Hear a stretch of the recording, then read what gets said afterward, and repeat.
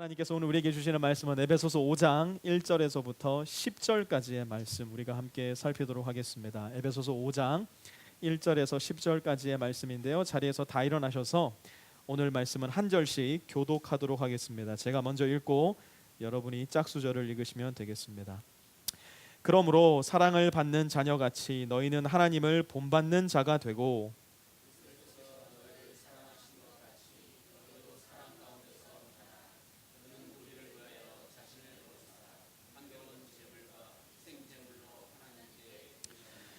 음행과 온갖 더러운 것과 탐욕은 너희 중에서 그 이름조차도 부르지 말라. 이는 성도에게 마땅한 바니라.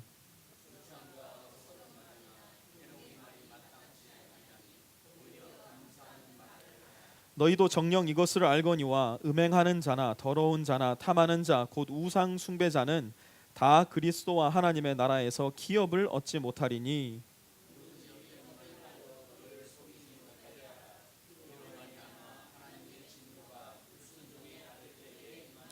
그러므로 그들과 함께하는 자가 되지 말라.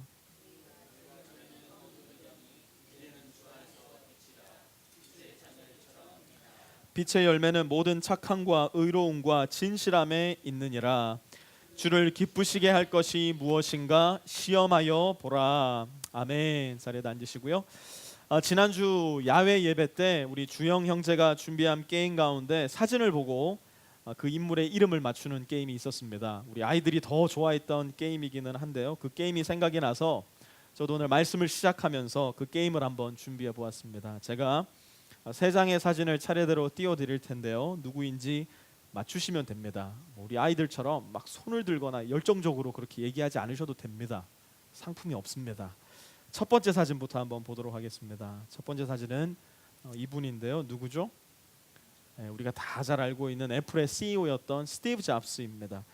그야말로 불꽃 같은 삶을 살았던 사람, 지금 우리 모두의 주머니에 있는 스마트폰을 전 세계 최초로 상용화시켰던 사람, 혁신이라는 이름에 새로운 힘을 불어넣었던 사나이, 여러 가지 형용사로도 표현이 모자란 분이 스티브 잡스입니다. 두 번째 사진을 한번 보시죠. 누구입니까? 전 세계를 공포로 몰아넣고 있지만 이 미국까지도 공포로 벌벌 떨게 만들지만 유독 우리 대한민국에만 공포를 전혀 불어넣지 못하는 사나이가 사진에 띄워져 있는 김정은입니다. 전 세계 최초로 유일무이하게 3대째 독재 세습 정치를 이어오고 있는 북한의 독재자, 너무나도 많은 북한 동포들의 삶을 고통 속으로 몰아넣고 있는 사나이, 무소부재한 권력과 부를 누리고 있는 사람이 김정은입니다. 세 번째 사진을 한번 보시겠습니다. 누구인지 아시겠습니까? 인도 캘커타라는 지역에서 평생 동안 빈민들을 위한 삶을 사셨던 마더 테레사입니다. 평생을 이렇게 사셨지만 아무런 부귀와 영화도 없이, 아무런 권력도 없이 자기가 돌아가시던 그날까지도 이 인도 빈민들을 위해서 섬기시다 자기가 섬기셨던 캘커타에서 숨을 거두신 테레사 수녀입니다. 세 분 중 두 분은 이미 돌아가셨습니다. 한 명만 살고 있는데요. 만약 여러분이 이 세 사람의 인생 중에 한 사람의 인생을 살 수 있다면 여러분은 어떤 인생을 살고 싶으십니까? 만약 여러분이 선택하고 결정함으로 말미암아서 지금 당장 우리가 보았던 이 세 사진 중에 한 사람의 인생을 살 수 있다면, 여러분의 선택에 따라서 실제로 그 선택이 여러분 삶 가운데 이루어진다면 여러분은 어떤 삶을 선택하고 싶으십니까? 내용을 조금 바꾸어서 다시 질문을 드리도록 하겠습니다. 만약 지금 당장 저와 여러분이 하나님 앞에 서야 한다면, 예수 그리스도가 다시 이 땅에 오심으로 말미암아서나 아니면 내가 이 땅에서의 삶을 마무리함으로 인하여서 오늘 당장 하나님 앞에 서야 한다면, 오늘 당장 삶을 마무리하고 죽음으로써 하나님을 뵈야 한다면 여러분은 지금 방금 보았던 이 세 사람의 인생 중 어떤 인생을 사시다 하나님 앞에 서시고 싶으십니까? 무엇이 더 가치 있는 삶인가? 무엇이 더 의미 있는 삶인가? 더 나아가서 무엇이 우리가 정말 인간으로서 살아내야만 하는 삶인가? 라는 질문 앞에 섰을 때 우리는 반드시 영혼의 관점에서 그 질문을 할 수 있어야만 합니다. 유한한 삶의 관점에서 우리의 삶을 들여다보면 생각보다 대단히 자주 그리고 대단히 많이 어리석은 선택과 결정을 내릴 때가 많기 때문에 그렇습니다. 그러나 영혼의 관점에서 우리의 삶을 들여다보기 시작할 때 우리의 선택과 우리의 결정은 더 신중해지고 더 의미 있어지고 더 가치 있어집니다. 오늘 우리가 함께 살펴볼 에베소서 5장 1절에서 10절까지의 말씀은 영혼의 관점에서 우리가 오늘 내려야 할 삶의 결정이 어떠해야 되는가를 자세히 알려주고 있습니다. 그래서 오늘은 이 말씀을 통해서 내가 하루하루를 살아가는 오늘을 살아가는 삶 가운데에 어떻게 영혼의 관점을 가지고 살 것인가 살펴보기를 원하고요. 사도 바울이 에베소 성도들에게 말씀했던 두 가지 오늘의 결정, 너희가 오늘 이 결정을 내려라 말씀하였던 그 결정 무엇인지 살펴보고 우리도 그 결정과 함께 이 교회를 떠나갈 수 있었으면 좋겠습니다. 영혼의 관점으로 오늘을 살아가는 우리가 내려야 할 첫 번째 결정은 하나님을 본받는 자가 되라는 것입니다. 하나님을 본받는 자가 되라. 1절 말씀 우리 다 함께 보도록 하겠습니다. 1절입니다. 함께 읽습니다. 그러므로 사랑을 받는 자녀같이 너희는 하나님을 본받는 자가 되고. 에베소 성도들에게 하나님을 본받는 자가 되어라 사도 바울이 권면했던 데에는 정당한 이유가 있었습니다. 왜냐하면 에베소 성도들은 하나님의 사랑을 받는 자녀였기 때문에 그랬습니다. 보통의 경우에 자녀라는 말을 쓸 때 그 당시에는 히오스라는 단어를 썼습니다. 아들이라는 단어였는데요. 그런데 오늘 본문에는 특이하게도 텍나라는 단어가 쓰였습니다. 텍나라는 단어는 자녀라는 의미도 있지만 그 안에는 그것보다 조금 더 구체적으로 단 하나밖에 없는 자녀, the only son or daughter, the only child라는 뜻이 들어 있었습니다. 바울은 하나님께서 하나님의 자녀들을 어떻게 바라보시는지 정확히 이해하고 있었습니다. 하나님은 우리를 바라보실 때 여러 자녀 중에 한 명으로 바라보시는 것이 아닙니다. 전 세계에 역사적으로 보았을 때에 또 지금 현재만 해도 숫자적으로만 따진다면 대단히 많은 그리스도인들이 있지 않습니까? 그렇게 많으니 하나님은 나한테는 별 관심 없을 거야. 하나님은 나를 잘 모르실 거야. 우리는 종종 오해하거나 착각하기도 합니다. 그러나 오늘 사도 바울의 편지를 잘 살펴보시기 바랍니다. 사랑을 받는 자녀같이, 사랑을 받는 외동 아들같이, 사랑을 받는 외동 딸같이 하나님은 우리를 그렇게 바라보신다는 것입니다. 그러니 그런 사랑을 받는 하나님의 only son and only daughter로서 우리는 하나님을 닮는 삶을 선택해야 된다는 것입니다. 그런데 문제가 있습니다. 그 문제가 무엇이냐면 하나님이 우리 눈에 안 보인다는 겁니다. 하나님이 우리 손에 만져지지 않는다는 겁니다. 때때로 하나님이 느껴지지 않는다는 것입니다. 닮으려면 봐야지 닮을 텐데, 닮으려면 만져봐야 닮을 텐데 하나님은 보이지도 만져지지 않으니 그런 존재인 하나님을 어떻게 믿습니까? 에베소 성도들도 그러한 질문이 있었던 것 같습니다. 사도 바울은 그래서 2절에서 이렇게 말씀합니다. 2절입니다. 그리스도께서 너희를 사랑하신 것 같이 너희도 사랑 가운데서 행하라. 그는 우리를 위하여 자신을 버리사 향기로운 제물과 희생 제물로 하나님께 드리셨느니라. 사도 바울은 보이지 않는 하나님의 실체시요, 만져지지 않는 하나님의 완전한 형상이시요, 알 수 없는 하나님의 완전한 현현이신 예수 그리스도를 향하여 에베소 성도들의 시선을 돌려놓습니다. 보이지 않습니다. 그래서 알 수가 없습니다. 그래서 못 담습니다. 아우성치는 에베소 성도들에게 보이는, 만질 수 있는, 그래서 알 수 있는 예수님을 바라보라고 예수님을 향해서 방향을 돌려놓습니다. 그 예수님은 누구냐? 우리를 사랑하시되 그냥 사랑하신 것이 아니라 우리에게 보이시기 위하여서, 우리에게 만져지시기 위하여서, 우리에게 알게 하시기 위하여서 저와 여러분과 똑같은 몸을 입고 하늘의 보좌를 버리고 이 땅에 내려오신 예수님이십니다. 그렇게 우리 눈에 보여지신, 만져지신, 알려지신 우리를 사랑하신 분이 바로 예수님이라는 겁니다.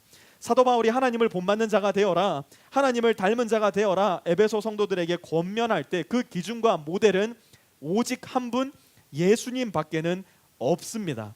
그런데 그 예수 그리스도께서 우리를 사랑하시기 위해서, 그의 사랑을 증명하시기 위해서 하신 일 한 가지를 오늘 5장 2절 말씀에 기록하고 있습니다. 그것이 무엇이냐? 2절 말씀 중반부에 보시면 이렇게 기록되어 있습니다. 그 자신을 버리사. 예수님은 저와 여러분을 위해서 그 자신을 버리셨다는 것입니다. 저와 여러분을 얻기 위해서, 저와 여러분의 생명을 얻어내기 위해서 그 자신의 생명과 목숨을 십자가에서 버리셨다는 것입니다. 그런데 2절에는 거기에서 끝나는 것이 아니라 너무나 재미있는 내용이 등장을 합니다. 2절을 다시 한번 보십시오. 그는 우리를 위하여, 우리는 저와 여러분을 뜻하는 것입니다. 저와 여러분을 위하여 어떻게 하셨냐면 그 자신을 버리사. 그런데 그 뒤에 일어난 일이 너무나 재밌습니다. 우리를 위하여 그 자신을 버리셨는데 그의 버림이 어떻게 되셨느냐? 2절 후반절 한번 계속 볼게요. 향기로운 제물과 희생 제물로 하나님께 드리셨느니라. 우리 자신을 위해서, 저와 여러분을 위해서 자기 자신을 버리셨는데 그것이 하나님께 드림이 되었다는 겁니다. 자기 자신을 저와 여러분을 위해서 버렸을 때에 자기 자신의 버림이 하나님 앞에서는 드림이 되셨다는 것입니다. 2절 초반절에 사랑 가운데 행하라 라는 말씀은 무슨 말이냐? 예수님이 우리를 위해서 자기 자신을 버림으로써 하나님께 드림이 되셨듯이 저와 여러분들도 예수 그리스도를 꼭 닮아서 우리의 이웃들을 위하여, 우리의 가족들을 위하여, 친구들을 위하여 나 자신을 버림으로 말미암아 하나님께 드림이 되는 삶을 살아라는 것입니다. 그것이 바로 하나님을 닮은 자녀들이 살아가야 되는 삶의 모습이라는 것입니다. 여러분, 우리 시대는 자기 만족의 시대입니다. 우리가 살아가는 이 시대는 자기 중심의 시대입니다. 내가 중심이 되어야, 내가 만족해야 비로소 안심이 되는 시대가 바로 저와 여러분이 살아가는 오늘의 시대입니다. 그러나 내가 중심이 되면 될수록, 나의 만족만을 추구하면 추구할수록 우리의 삶은 나도 모르는 사이에 자꾸만 부끄러워집니다. 내가 중심이 될수록, 나의 만족만을 추구하면 추구할수록 우리의 삶은 자꾸만 파괴적이 되어가고 우리의 삶은 왠지 모르게 메말라가고 허무해져 갑니다. 예수님은 자기 만족이 아니라, 자기 중심이 아니라 자기 내어줌을 선택하셨습니다. 자기를 내어주시되 죽기까지 자기를 내어주심으로 말미암아 저와 여러분을 살려주셨습니다. 그분을 닮아서 우리 자신도 매일매일 우리 자신을 내어줌으로 말미암아, 예수님을 닮아 우리 자신을 내어줌을 선택함으로 말미암아 예수님이 나를 살려주셨듯이 나의 내어줌이 다른 사람들을 살리는 삶이 되어라 라는 것을 하나님을 닮은 자녀의 삶이라고 오늘 사도 바울은 우리에게 가르쳐주고 있는 것입니다. 그런데 불행하게도 에베소 지역에는 예수님을 믿노라 고백은 하면서도 예수님을 닮은 사람보다는 여전히 세상의 유행과 그 세대의 가치와 자기 중심적 삶을 고집하는 사람들이 더 많이 있었던 것 같습니다. 3절 말씀을 함께 보도록 하겠습니다. 함께 읽습니다. 시작. 음행과 온갖 더러운 것과 탐욕은 너희 중에서 그 이름조차도 부르지 말라. 이는 성도에게 마땅한 바니라. 음행이 뭡니까? 더러운 것이 무엇입니까? 탐욕이 무엇입니까? 이 단어를 들었을 때에 그것이 무엇인지 모르는 사람은 이 자리에 아무도 없을 겁니다. 왜냐하면 에베소 지역에 있었던 그 당시의 사람들뿐만 아니라 오늘을 살아가는 우리의 유행 역시도 음행과 온갖 더러운 것과 탐욕에 의해서 물들어 있기 때문에 그렇습니다. 그런데 여러분, 이 세 단어들을 가만히 살펴보시기 바랍니다. 혹시 이 세 단어 중에 다른 사람을 위해서 나를 내어줌으로 말미암아 생겨난 결과가 존재합니까? 아닙니다. 오히려 정반대로 자기 중심적 삶, 다른 사람은 어떻게 됐든지 간에 관계없이 자기 만족적 삶, 다른 사람들은 만족하든지 어떻든지 관계없이 자기 중심과 자기 만족의 삶을 추구함의 결과가 바로 음행이고 온갖 더러움이고 탐욕입니다. 하나님의 사랑을 받은 자녀된 우리는 예수님의 모습과는 정반대되는 이러한 삶의 모습을 거부해야 된다는 것입니다. 이러한 삶의 모습은 성도들에게 어울리지 않는 라이프 스타일이라는 것입니다. 3절의 음행과 온갖 더러운 것과 탐욕이 성도들에게 어울리지 않는 라이프 스타일이라면 4절은 성도들에게 어울리지 않는 랭귀지 스타일을 알려주고 있습니다. 4절 말씀 함께 봅니다. 누추함과 어리석은 말이나 희롱의 말이 마땅치 아니하니. 누추함이라는 것은 저질스러운 말입니다. 성적인 욕망과 음란의 단어들이 뒤엉킨 욕망의 언어입니다. 어리석은 말은 말 그대로 어리석은 말입니다. 아무런 가치가 없는 말, 아무런 의미가 없는 말. 바울이 에베소 지역에 편지를 썼을 당시에 사람들이 가장 사랑했던 학문은 수사학이었습니다. 말을 가르치는 학문이었습니다.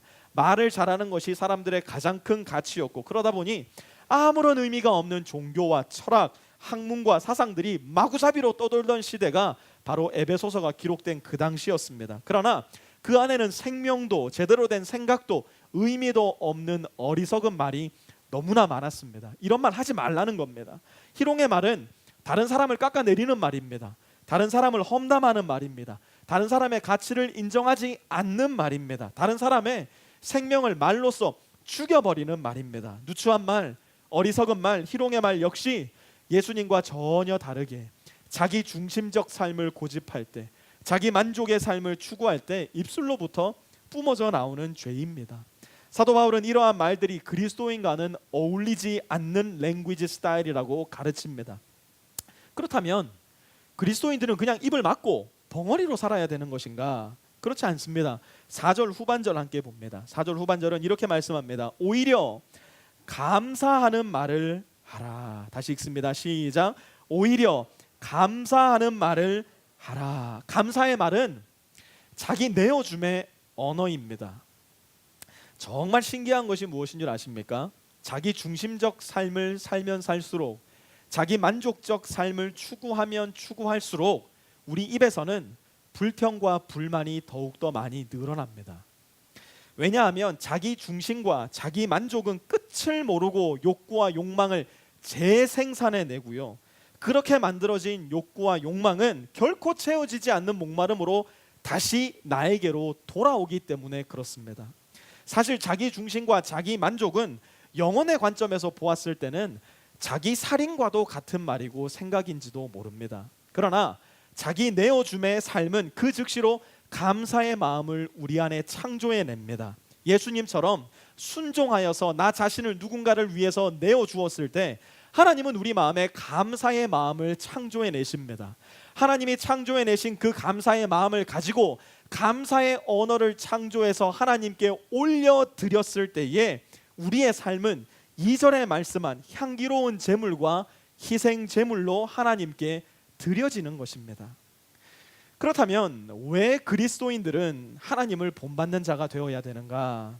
왜 그리스도인들은 예수님을 닮은 자들이 되어야 하는가? 그냥 편안하게 예수만 믿는다고 하면 그걸로 만족스러운 것 아닌가? 흔히 하는 말대로 그냥 예수만 믿고 천국 가면 그걸로 장땡 아닌가? 사도 바울은 에베소 교회의 성도들에게 왜 하나님을 본받는 삶이 중요한지 이렇게 말씀합니다. 5절입니다. 같이 읽을게요. 시작. 너희도 정녕 이것을 알거니와 음행하는 자나 더러운 자나 탐하는 자 곧 우상 숭배자는 다 그리스도와 하나님의 나라에서 기업을 얻지 못하리니. 5절 초반절 다시 보십시오. 너희도 정녕 이것을 알거니와. 이미 여러 번 사도 바울은 에베소 성도들에게 5절의 말씀을 가르쳤던 것 같습니다. 뿐만 아니라 에베소서가 그 당시에 회람 서신이었던 것을 감안하면, 소아시아 지역에 여러 차례 돌려져서 읽혀졌던 것을 감안하면 초대교회 성도들은 5절에서 바울이 말하고자 하는 그 내용이 어떤 의미였는지를 잘 이해하고 있었던 것 같습니다. 그 내용은 무엇인가? 음행하는 자, 더러운 자, 탐하는 자, 곧 우상 숭배자는 하나님의 나라에서 기업을 얻지 못한다는 겁니다. 좀 더 쉬운 말로 바꾸자면 음행하는 자, 더러운 자, 탐하는 자는 천국 못 간다는 겁니다. 아니, 예수만 믿으면 무조건 천국 가는 줄로만 알았더니만, 믿음만 있으면 천국 가는 줄로만 알았더니만, 이게 무슨 소린가? 내가 믿는 복음은 잘못된 복음인가? 믿음만으로 부족하단 말인가? 혹시 헷갈리는 분들을 위해서 본문을 조금 더 자세히 들여다보도록 하겠습니다. 먼저 3절을 다시 한번 볼 텐데요. 3절은 이렇게 말씀합니다. 음행과 온갖 더러운 것과 탐욕은 이라고 소개하고 이것은 성도에게 어울리지 않는 라이프 스타일이다라고 말씀합니다. 그리고 5절에 이르러서는 음행하는 자나 더러운 자나 탐하는 자가 등장을 합니다. 3절에서 죄의 현상 곧 음행과 더러운 것과 탐욕을 말했다면 이제는 거기에 얹혀져서 음행하는 자, 더러운 자, 탐하는 자가 등장을 합니다. 이것이 무슨 말일까요? 음행, 더러운 것, 탐욕이라는 라이프 스타일에 사람이 붙으니 이제는 음행하는 자와 더러운 자와 탐하는 자라는 삶의 한 형식이 등장을 하는 겁니다. 5절에 등장하는 사람은 어쩌다 한번 음행에 빠지는 사람이 아닙니다. 어쩌다 한번 더러운 것에 빠지고 어쩌다 한번 유혹을 받는 사람이 아니라 그의 삶 자체가 음란함과 음행과 탐욕과 더러운 것으로 규정되어지는 캐릭터라이즈 되는 그러한 삶을 일으키는 말입니다.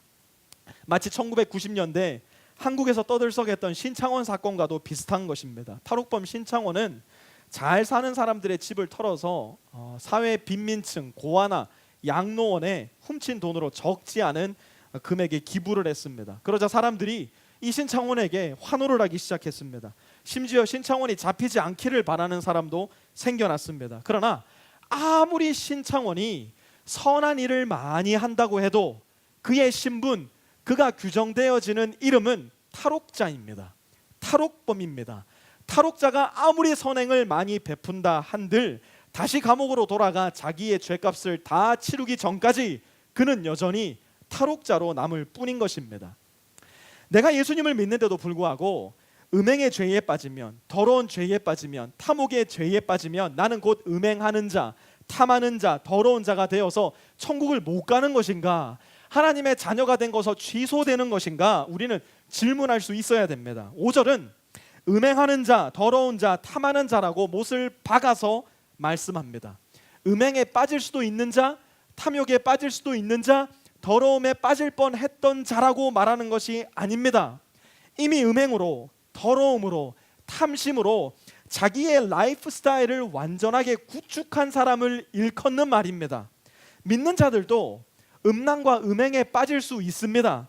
더러움에 빠질 위험도 우리에게는 늘 존재하기 때문에 사도 바울이 이야기했던 것처럼 넘어질까 조심해야 합니다. 유혹에 넘어질 가능성, 유혹에 빠질 가능성도 우리에게는 늘 존재합니다. 그러나 그리스도인은 음행하는 자로 규정되는 것이 아니라 예수 그리스도를 믿는 자로 규정되는 것입니다. 예수님을 믿는 자는 더러운 자로 규정되는 것이 아니라 여전히 예수 그리스도를 믿는 자로 규정되는 것입니다. 그리스도인은 탐하는 자로 분류되는 것이 아니라 여전히 예수 그리스도를 믿는 자로 규정되어지는 것입니다. 왜냐?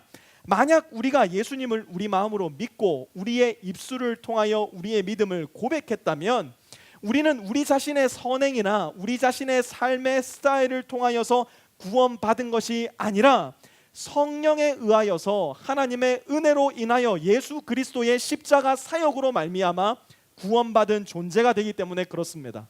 우리가 에베소서 1장에서 이미 배웠지만 에베소서 1장 13절은 이를 이렇게 설명합니다. 같이 한번 읽어보도록 하겠습니다. 에베소서 1장 13절입니다. 시작.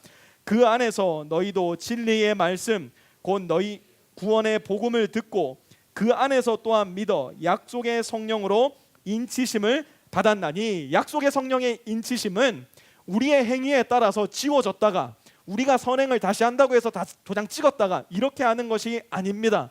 한 번 성령의 인치심은 영원한 인치심입니다. 한 번 구원은 영원한 구원이고 한 번 그리스도인은 영원한 그리스도인입니다. 그러나 여기에서 반드시 마음을 조심하여 우리가 기억해야 할 것은 그리스도인에게는 그리스도인의 삶이 반드시 뒤따라야 한다는 것입니다. 6절 말씀을 우리가 함께 보도록 하겠습니다. 에베소서 5장 6절입니다. 누구든지 헛된 말로 너희를 속이지 못하게 하라. 이로 말미암아 하나님의 진노가 불순종의 아들들에게 임하나니. 그 당시 에베소 지역을 비롯하여서 초대교회에 만연하고 있었던 헛된 말은 무엇인가? 예수님을 믿기만 하면, 그리고 내 입으로 믿음을 고백하기만 하면, 내 라이프 스타일이 어떻든지 간에, 랭귀지 스타일이 어떻든지 간에 나는 여전히 구원받은 사람이야. 내 행위와는 아무런 상관없어. 나는 구원받았으니 내 삶은 이렇게 살든지 간에 아무런 관계가 없어.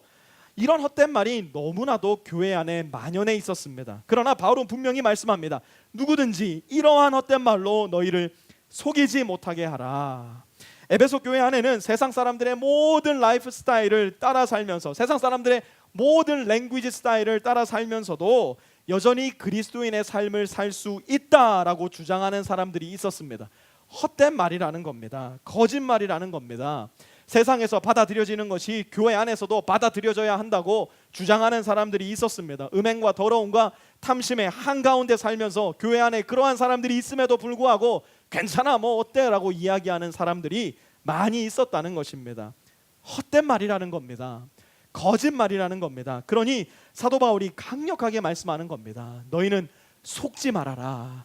너희는 속이지 못하게 하여라. 사도 바울의 결론입니다. 7절이에요. 같이 읽을게요. 시작. 그러므로 그들과 함께하는 자가 되지 말라. 만약 교회 안에 이런 속이는 자들, 헛된 말을 하는 자들이 있다면 함께하는 자가 되지 말라는 것입니다. 11절에는 보니까 너희는 열매 없는 어둠의 일에 참여하지 말고 도리어 책망하라고 말씀합니다. 이 말씀에 큰 은혜를 받아가지고 예수님 안 믿는 사람하고는 이제 내가 다시는 상종도 안 하고, 내가 이제는 예수님 믿지 않는 사람이라고는 대화도 하지 않겠다, 이런 생각 가지는 분들이 계실지 모르겠습니다. 혹여라도 내가 예수님 믿지 않는 사람들을 만나면 에베소서 5장 11절에 얘기하는 것처럼 책망하라, 이 말씀 아멘으로 받고 쫓아다니면서 책망해야 되겠다, 이런 마음 가지시는 분이 혹시 계시다면 이 말씀을 잘못 이해하신 겁니다. 7절의 말씀은 교회 안에 있는 사람들에게 주신 말씀입니다. 교회 안에서 그리스도의 몸된 공동체를 세워나가는 지체들 가운데서 양의 탈을 쓰고 늑대의 삶을 살아가는 사람들, 그리스도인의 탈을 쓰고 사단의 삶을 살아가는 자들과 함께하지 말라는 겁니다. 그리스도인이라 말을 하면서도 그리스도인의 삶을 살지 않는 자들, 그리스도인이라 말을 하면서도 그리스도를 닮지 않는 삶을 선택하여 살아가는 자들을 책망하라는 것입니다. 그들의 생각과 그들의 라이프 스타일과 그들의 랭귀지 스타일에 우리는 영향받지 말라는 이야기입니다. 왜냐? 우리는 하나님의 사랑받는 자녀로서 하나님을 본받는 자가 되어야 되기 때문에 그렇습니다. 왜냐? 우리는 그리스도의 제자들로서 그리스도께서 하신 일을 쫓아 살아가야 하는 자들이기 때문에 그렇습니다. 이것이 영혼의 관점으로 오늘을 살아가는 그리스도인들이 내려야 될 첫 번째 결정입니다. 영혼의 관점으로 오늘을 살아가는 그리스도인들이 내려야 될 두 번째 결정은 빛의 자녀들처럼 행하는 것입니다. 빛의 자녀들처럼 행하는 것입니다. 우리 8절 말씀 함께 보도록 하겠습니다. 8절 말씀입니다. 시작. 너희가 전에는 어둠이더니 이제는 주 안에서 빛이라. 빛의 자녀들처럼 행하라. 사도 바울은 다시 한번 그리스도 이전과 이후를 강조해서 대비시킵니다. 전에는 어둠이었으나 이제는 빛이 되었다는 것입니다. 여러분, 어둠의 특징이 무엇입니까? 어둠의 특징은 안 보이는 겁니다. 그렇죠? 어둠의 특징은 깜깜한 겁니다. 재미있는 것은 어둠은 소스가 없다는 겁니다. 어둠은 근원이 없습니다. 여러분, 이런 말 들어보지 못했을 겁니다. 어둠이 비추임에 빛이 물러가고, 이런 말은 존재할 수가 없는 말입니다. 어둠은 빛이 없는 곳에 존재하는, 스스로 존재할 수 없는 실체이고 근원이 없기 때문에 모든 어둠은 제각각의 어두움입니다. 다시 한번 말씀드립니다. 어두움은 빛이 없는 곳에만 존재하는 실체이고, 어둠은 스스로 존재할 수 없기 때문에 어둠이 있는 곳에 존재하는 모든 어둠은 제각각 어두움입니다. 그렇기 때문에 어두움은 결코 하나 될 수가 없습니다. 어두움은 그 자체로 능력을 드러낼 수도 없습니다. 그리고 무엇보다도 어둠은 제각각의 어두움이기 때문에 결코 어둠은 사랑의 관계를 맺을 수가 없습니다. 그러나 빛은 그렇지가 않습니다. 빛은 명확한 소스가 있습니다. 빛은 분명한 근원이 존재합니다. 그렇기 때문에 빛은 제각각 따로따로 비추이는 빛이 될 수가 없습니다. 8절 후반절 한번 다시 보시기 바랍니다. 8절 후반절에는 우리가 빛이 될 수 있는 유일한 이유를 이렇게 설명합니다. 이제는 주 안에서 빛이라. 다시 한번 같이 읽습니다. 시작. 이제는 주 안에서 빛이라. 다시 한번 시작. 이제는 주 안에서 빛이라. 여러분, 우리는 스스로 때 빼고 광내고 좋은 로션, 좋은 크림을 발라서 얼굴에서 후광이 나고 그래서 빛이 되는 존재들이 절대로 아닙니다.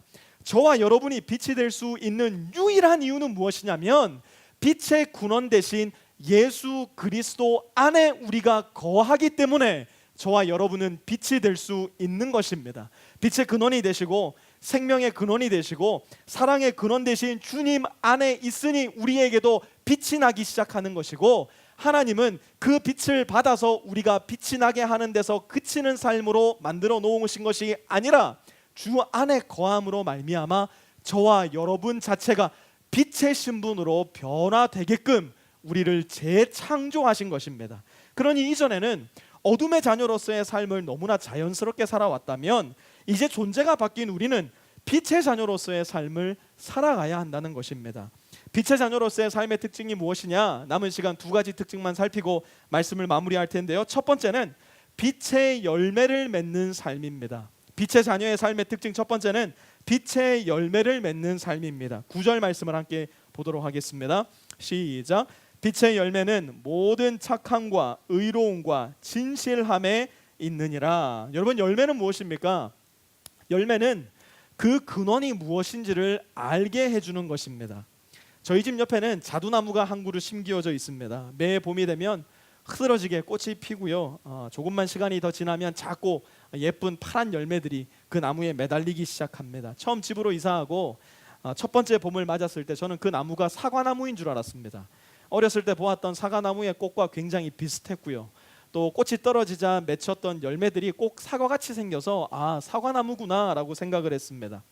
그러나 초여름에 접어들면서 열매가 익어가기 시작할 때 우리는 비로소 그 나무가 사과나무가 아니라 자두나무라는 것을 알게 되었습니다. 그리고 그 자두나무에서 자두를 따먹었을 때 이건 정말 자두나무구나 라는 것을 확신할 수 있게 되었습니다.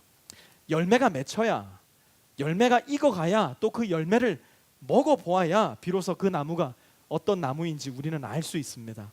빛의 자녀도 마찬가지입니다. 과연 내가 빛의 자녀인가? 과연 내가 하나님의 자녀인가? 그것을 알려면 빛의 열매가 우리 삶 가운데 맺혀야 됩니다. 앙상한 가지만 있으면 헷갈립니다.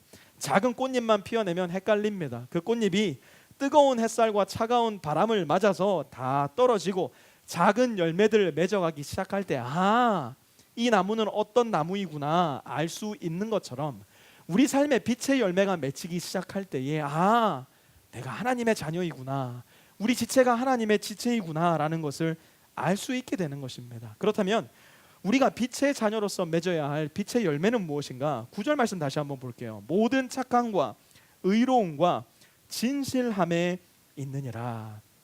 모든 착함은 다른 사람들을 향한 섬김과 베품을 의미합니다. 예수님이 우리를 위해서 자기 자신을 내어주셨듯이 우리도 예수님처럼 다른 사람들을 위하여서 우리 자신을 내어줄 때 내 안에서 섬김과 베품이 흘러나오는 것입니다. 모든 착함의 열매인 것입니다. 의로움은 하나님 앞에서 예수 그리스도의 십자가로 말미암은 내 존재의 변화를 인정하는 것입니다. 매 순간 나의 의로움이 나의 행함이나 나의 공로 혹은 나의 노력으로 말미암은 것이 아니라 예수 그리스도의 십자가의 은혜로 말미암음이라는 것을 믿고 신뢰하고 주님께 의지하며 감사하는 것, 빛의 열매인 것입니다. 마지막으로 진실함입니다. 빛의 자녀들은 거짓된 말, 헛된 말에 휩쓸리지 않습니다. 예수님을 믿기만 하면 내 라이프 스타일이 어떻든지 간에, 내 랭귀지 스타일이 어떻든지 간에 아무 상관없다는 헛된 말에 휩쓸리지 않습니다. 예수님만 믿으면 천국 가니까 난 그걸로 됐습니다, 이런 말 믿지 않습니다. 휩쓸리지 않습니다.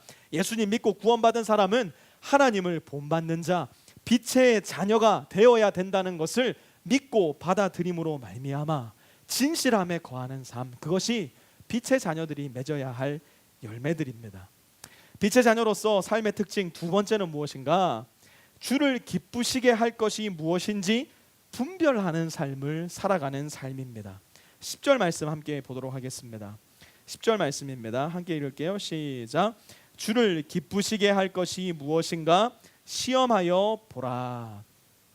빛의 자녀로서의 삶의 두 번째 특징은 주님을 시험하는 삶입니다. 아니, 이런 경망스러운 말이 어디 있습니까? 우리가 하나님을 시험할 수 있습니까? 우리가 하나님을 시험해도 괜찮다는 말입니까? 주님을 시험하는 삶이란 도대체 어떤 삶이냐? 이 단어의 정확한 의미를 알려면 원어의 도움을 받으면 많은 힘을 얻습니다.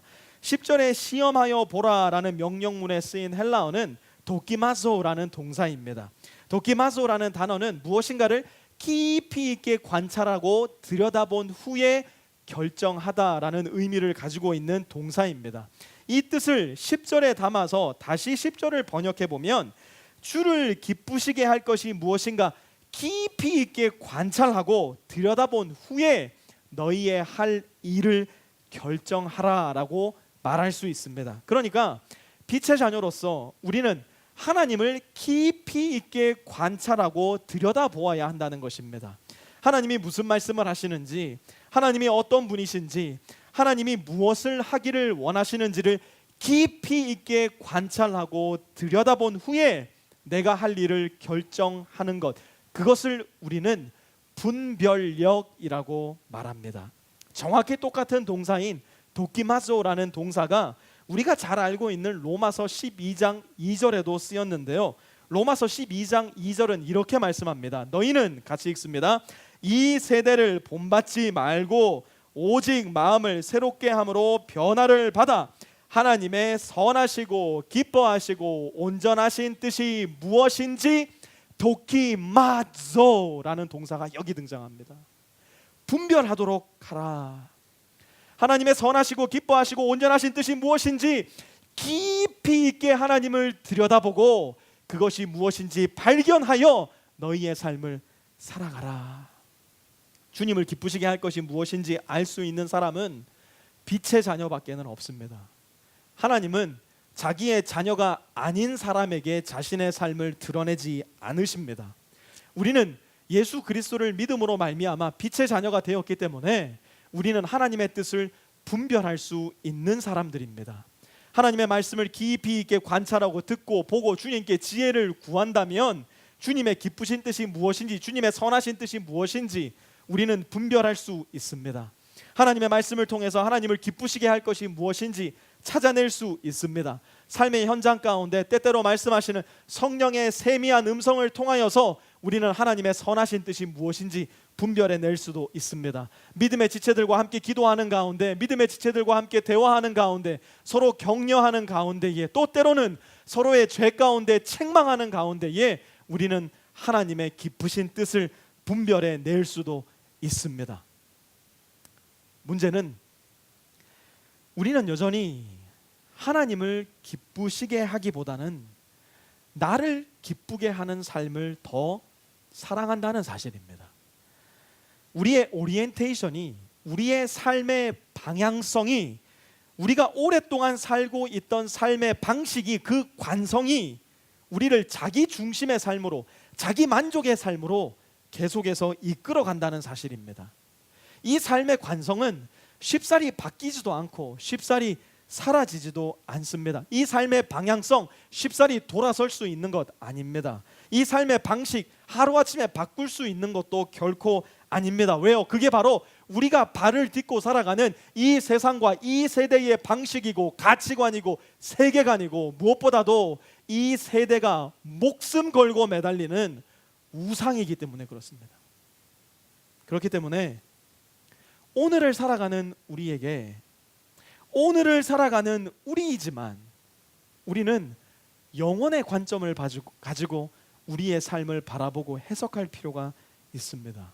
우리는 오늘 여기 이 지구, 미국, 캐롤턴, 프리스코, 플레이노 여러 지역에 움직이며 여러 지역에 흩어져서 살고 있지만 영원히 살아갈 천국에서의 삶을 볼 수 있는 관점이 필요합니다. 다시 한번 사진을 보여드리겠습니다. 여러분은 이 세 분의 인생 중 어떤 인생을 살고 싶으십니까?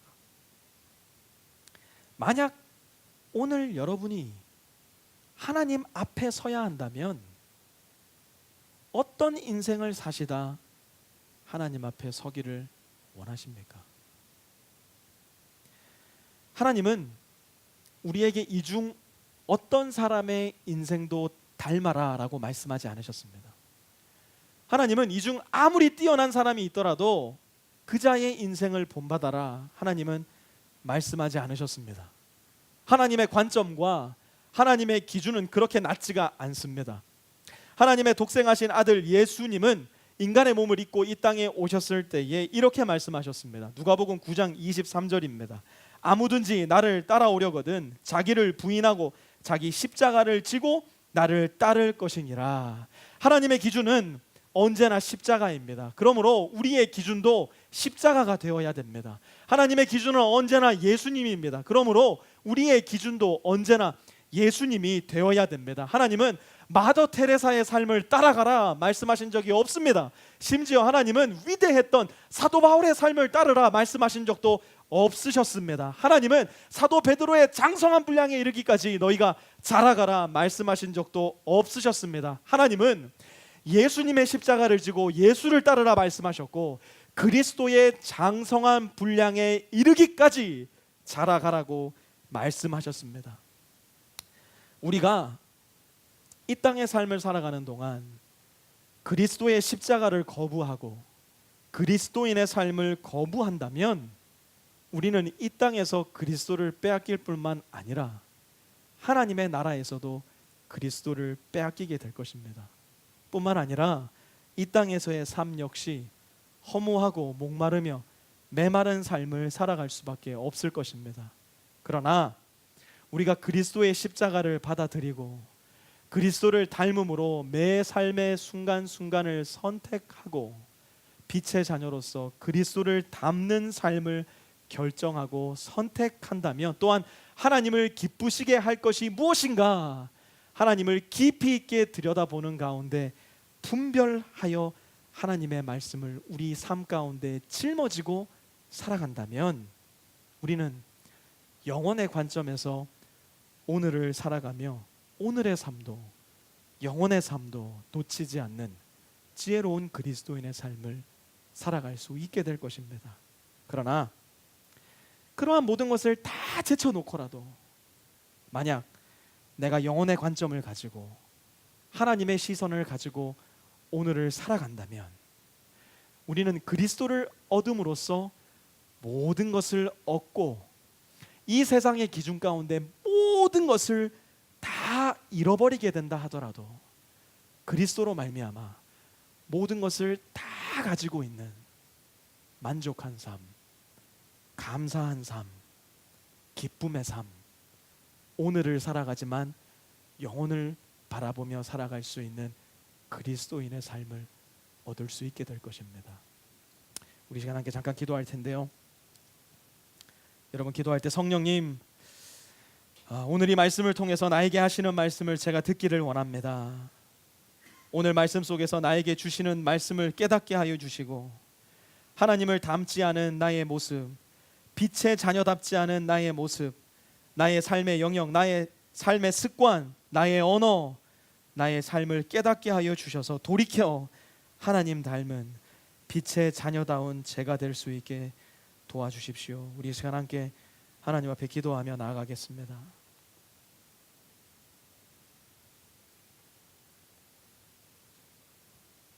아버지,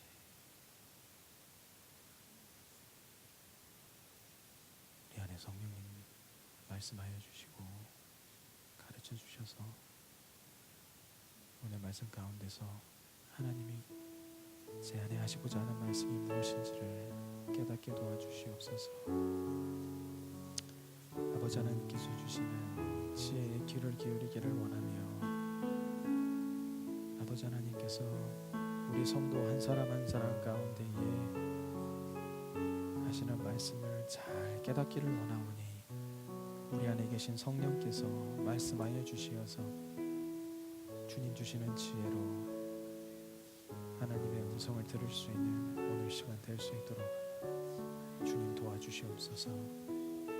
하나님의 도우심을 구하오니 우리 성도 각자 한 사람 한 사람 마음 가운데 주의 성령을 부어주시고 주의 성령의 지혜로 오늘 주님께서 각각의 사람들에게 주시는 말씀을 잘 깨달을 수 있는 우리가 될 수 있게 도와주시옵소서. 사랑의 아버지 하나님, 우리의 눈을 열어주시기를 기도합니다. 우리의 마음을 열어주시어서 하나님이 보시는 것을 우리가 볼 수 있게 도와주시고 하나님께서 우리에게 주시고자 하는 은혜와 복을 우리가 은혜와 복으로 받아들일 수 있게 도와주시며 이 세상의 관점과 가치관과 세계관을 다 버리고서라도 예수 그리스도 한 명 붙잡을 수 있는, 예수 그리스도 한 분 붙잡을 수 있는 지혜가 우리 가운데 생겨날 수 있도록 주님께서 인도하여 주시옵소서. 매일매일의 삶을 살아가지만 영혼의 관점을 가지고 매일매일을 살아가기를 원하며 그렇게 그리스도를 닮아가는 삶, 빛의 자녀로서 열매를 맺어가는 삶, 그렇게 주와 함께 동행하며 이 세상에 하나님의 형상을 비추어 줄 수 있는 삶, 우리 프리스코 세미한 성도들 모두 살아갈 수 있도록 주님께서 인도하여 주시옵소서. 이제는 우리 주 예수 그리스도의 은혜와 하나님 아버지의 무한하신 사랑하심과 성령의 내주교통하심이 오늘 이 자리에 머리 숙여 하나님께 예배드리며 매일을 살아가면서도 영혼의 관점을 가지고 하나님을 닮기로, 그리고 빛의 자녀로서의 열매를 맺으며 살아가기로 다짐하며 이 교회를 떠나가는 우리 모든 프리스코 세미한 성도들 머리머리 위에와 그들의 가정 위에, 직장 위에, 사업 위에, 모든 관계들 위에 이제로부터 영원까지 함께 하옵시기를 간절히 축원하옵나이다. 아멘.